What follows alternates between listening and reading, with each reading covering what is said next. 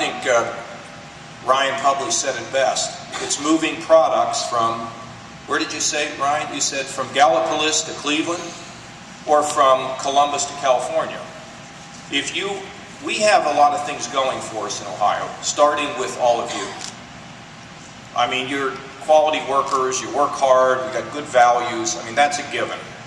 But secondly, we have something that all real estate agents say is important. Three things that are really important in real estate. Location, location, and location. Now, I talk to CEOs all the time. I just talked to, well, this week I was talking to some of them. One of them was thinking about locating a business up in Cary, Ohio. He said, well, what do you think? I said, well, the people will be fantastic, but our infrastructure in Ohio will allow you to move everything quickly. So if you can't move anything, you could have the greatest location in the world. I mean, you can think about a big 7-foot center, without naming any names, that can't move very fast. You've got to be able to move, right? You can, if you have the size and you have the location, you got to be able to move. And that's exactly what this bill does. Now, how do we get this extra money? And for all of you, give you a little government lesson here this morning.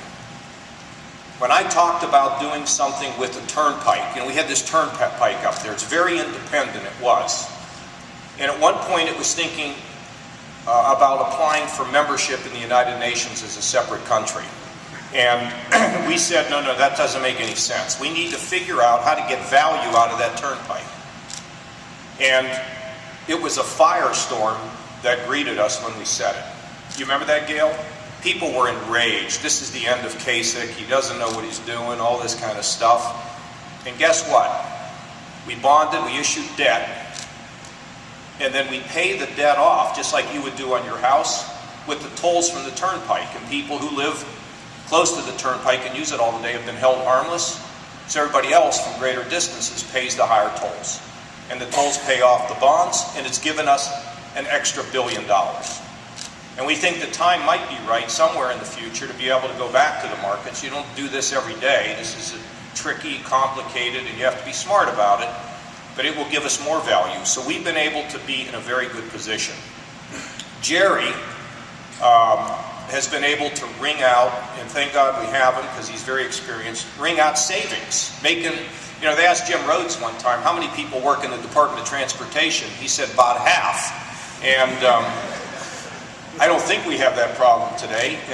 And Jerry's been able to figure out how to bring greater efficiency so we have more money to spend on infrastructure rather than, people crossing over one another and silly rules and regulations. And then there's another thing. Because they've been so effective inside the department in planning, you're not going to even believe this.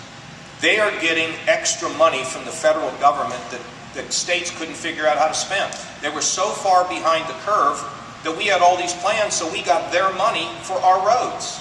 Give them a round of applause for that. Isn't that great?